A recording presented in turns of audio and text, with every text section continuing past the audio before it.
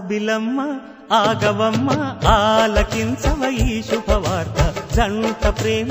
చాటెనమ్మ వేల వన్నెల ఈ శుభవార్త కలితీయగా ఫలించేనని వరాలే ఇలా వరించేనని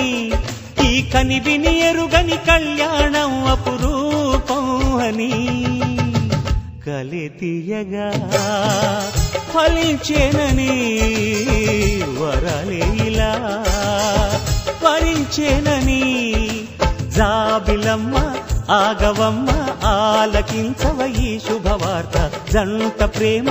చాటెనమ్మ వేల వన్నెల ఈ శుభవార్త కలితీయగా ఫలించేనని వరాలే ఇలా